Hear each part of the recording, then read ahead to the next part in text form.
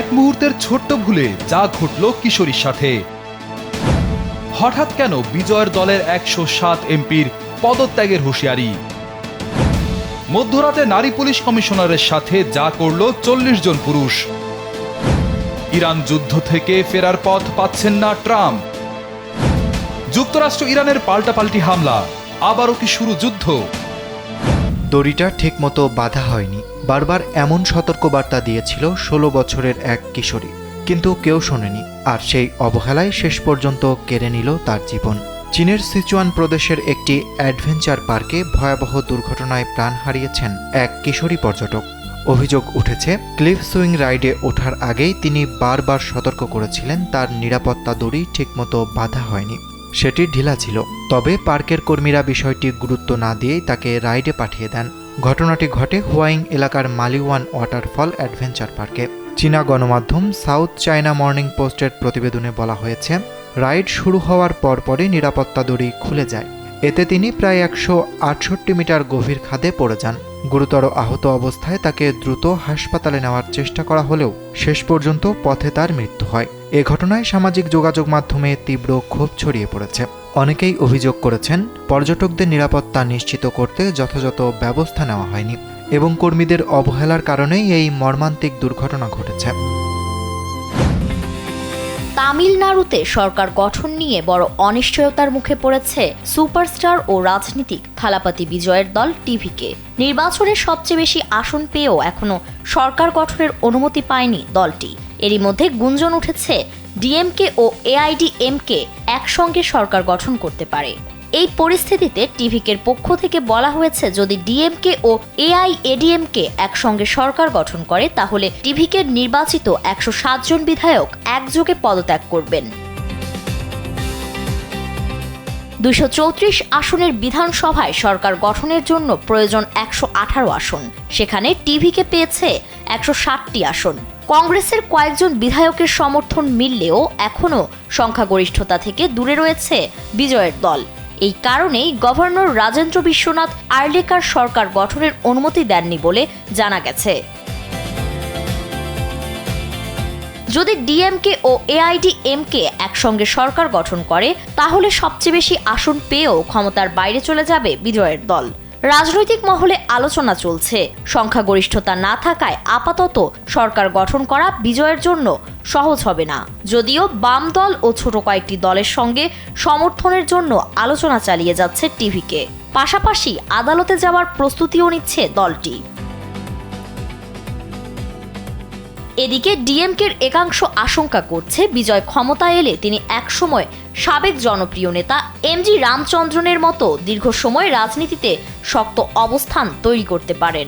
অন্যদিকে এআইএডিএমকের কিছু নেতা টিভিকের সঙ্গে সমঝোতার পক্ষে থাকলেও শীর্ষ নেতৃত্ব এখনো তেমন কোনো ইঙ্গিত দেয়নি।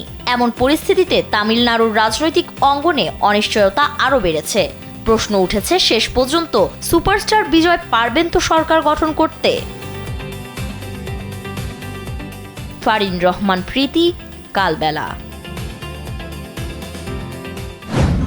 মধ্যরাতে জনশূন্য বাসস্ট্যান্ডে সাধারণ পোশাকের এক নারীর বেশে একা দাঁড়িয়েছিলেন পুলিশ কমিশনার।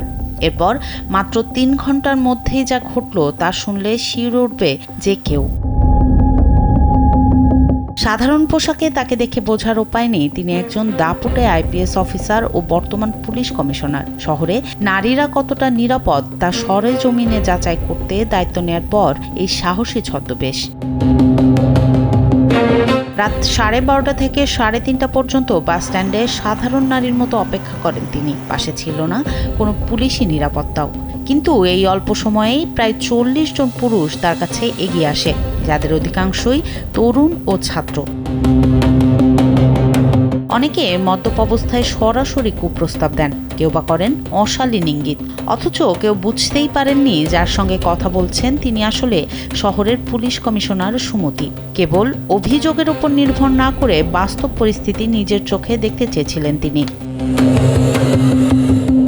অভিযান শেষে চিহ্নিত ব্যক্তিদের থানায় ডেকে কঠোর সতর্কবার্তা ও কাউন্সেলিং এর ব্যবস্থা করে পুলিশ।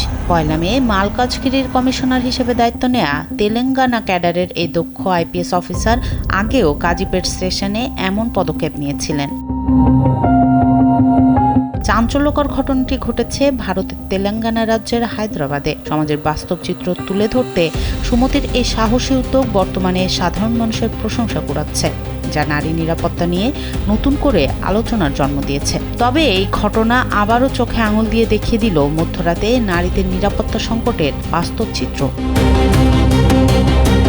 সনম সিদ্দিকী, কালবেলা। নিজের খোঁড়া গর্তে পড়ে এখন হিমশিম খাচ্ছেন মার্কিন প্রেসিডেন্ট ডোনাল্ড ট্রাম্প। ট্রাম্প এখন নিজেরই তৈরি দুটি বড় ফাঁদে আটকে পড়েছেন, একটি ভূ রাজনৈতিক, অন্যটি অভ্যন্তরীণ রাজনৈতিক। যদি কেবল তর্জন গর্জনে যুদ্ধ জেতা যেত, তবে ইরান সংঘাত অনেক আগেই শেষ হয়ে যেত। কিন্তু বাস্তবতা ভিন্ন। 1.5 মাসের হিসাব পাল্টে যুদ্ধ এখন 10ম সপ্তাহে, অথচ হোয়াইট হাউসের কাছে নেই কোনো এক্সিট প্ল্যান। ট্রাম্প এখন দ্বিমুখী ফাঁদে বন্দী। একদিকে ভূ রাজনৈতিক মারপ্যাচে হরমুজ প্রণালীর নিয়ন্ত্রণ হারিয়েছে যুক্তরাষ্ট্র, অন্যদিকে অভ্যন্তরীণ রাজনীতিতে বইছে ঝোড়ো হাওয়া। জনপ্রিয়তার পারদ 30% নামা আর $4.5 পেট্রোল আমেরিকান জনতাকে ক্ষুব্ধ করে তুলেছে। রণক্ষেত্রেও দেখা যাচ্ছে চরম বিশৃঙ্খলা। পররাষ্ট্রমন্ত্রী মার্কো রুবিওর পরস্পর বিরোধী বক্তব্য আর অপারেশন এপিক ফিউরির মতো হুটহাট রণকৌশল পরিবর্তন ওয়াশিংটনের কৌশলগত বিভ্রান্তিকে স্পষ্ট করেছে। ভুল হিসেব নিকেশে ট্রাম্পের সিলভার বুলেট কৌশল ব্যর্থ হয়েছে। খামেনিকে লক্ষ্যবস্তু করা বা নৌ অবরোধ কোনোটি তেহরানকে দমাতে পারেনি। উল্টো হরমুজ প্রণালীর নিয়ন্ত্রণ হারিয়ে বিশ্ববাজারে তেলের দাম আকাশচুম্বী। পররাষ্ট্রমন্ত্রী মার্কো রুবিও একবার অভিযান শেষের ঘোষণা দিচ্ছেন, তো পরক্ষণেই নতুন হামলার কথা বলছেন। এই অস্পষ্টতার মাঝেই এখন শেষ ভরসা পাকিস্তানের মধ্যস্থতা।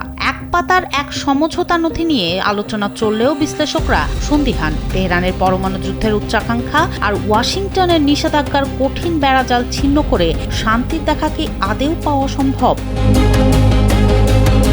সবকিছু যেন শান্তির সামনে এক দুর্ভেদ্য দেয়াল হয়ে দাঁড়িয়েছে, যা কোনো সাধারণ সমঝোতায় ভাঙা সহজ নয়। ট্রাম্পের সিলভার বুলেট থিওরি ইরানকে নতি স্বীকার করাতে ব্যর্থ হওয়ায় মধ্যপ্রাচ্যের এই রণতপ্ত আঁচ এখন বিশ্ব অর্থনীতিকে খাদের কিনারায় ঠেলে দিয়েছে। এই চোরাবালি থেকে উঠে আসতে এখন আলোচনার টেবিলে মুখ রক্ষার শেষ আপ্রাণ চেষ্টা চালাচ্ছেন ট্রাম্প। সনম সিদ্দিকী, কালবেলা। যুক্তরাষ্ট্র ইরানের পাল্টাপাল্টি হামলা, যুদ্ধ কি তবে শুরু? এমন প্রশ্নই এখন ঘুরছে মধ্যপ্রাচ্য জুড়ে। কারণ যুদ্ধবিরতির মাঝেই হরমুজ প্রণালীতে একটি তেলবাহী ট্যাঙ্কারে হামলার ঘটনাকে কেন্দ্র করে দুই দেশের মধ্যে পাল্টাপাল্টি হামলার দাবি উঠেছে। ইরানের দাবি, বৃহস্পতিবার জাস্ক বন্দরের কাছে তাদের একটি তেলবাহী ট্যাঙ্কারে প্রথমে হামলা চালায় মার্কিন বাহিনী। তেহরান বলছে এই হামলার মাধ্যমে ওয়াশিংটন যুদ্ধবিরতি লঙ্ঘন করেছে। এর জবাবে ইরানের বিপ্লবী গার্ড বাহিনী আইআরজিসির নৌ ইউনিট হরমুজ প্রণালী দিয়ে চলাচল করা মার্কিন যুদ্ধজাহাজ লক্ষ্য করে হামলা চালায়। ইরান জানিয়েছে ইউএসএস ট্রাকস্টোন, ইউএসএস রাফায়েল পেরাল্টা এবং ইউএসএস মেসন নামের 3টি মার্কিন ডেস্ট্রয়ার লক্ষ্য করে জাহাজ বিধ্বংসী ব্যালিস্টিক ক্ষেপণাস্ত্র, ক্রুজ ক্ষেপণাস্ত্র ও ড্রোন নিক্ষেপ করা হয়। তাদের দাবি এটি ছিল মার্কিন আগ্রাসনের জবাব। এদিকে মার্কিন সেন্ট্রাল কমান্ড বলছে তারা সফলভাবে ইরানের হামলা প্রতিহত করেছে এবং তাদের কোনো যুদ্ধজাহাজ ক্ষতিগ্রস্ত হয়নি। একই সঙ্গে যুক্তরাষ্ট্র দাবি করেছে আত্মরক্ষার অংশ হিসেবে তারা ইরানের কেশম দ্বীপ, বন্দর আব্বাস, মিনাব ও সিরিক অঞ্চলের সামরিক স্থাপনায় পাল্টা বিমান ও ক্ষেপণাস্ত্র হামলা চালিয়েছে। এই ঘটনার পর দুই দেশের মধ্যে চলা যুদ্ধবিরতি নিয়ে নতুন করে প্রশ্ন উঠেছে। মার্কিন প্রেসিডেন্ট ডোনাল্ড ট্রাম্প বলেছেন, যুক্তরাষ্ট্র যুদ্ধ চায় না, তবে নিজেদের বাহিনীকে রক্ষা করতে প্রয়োজন হলে কঠোর জবাব দেওয়া হবে। অন্যদিকে ইরান বলছে তারা নিজেদের উপর হওয়া হামলার জবাব দিয়েছে।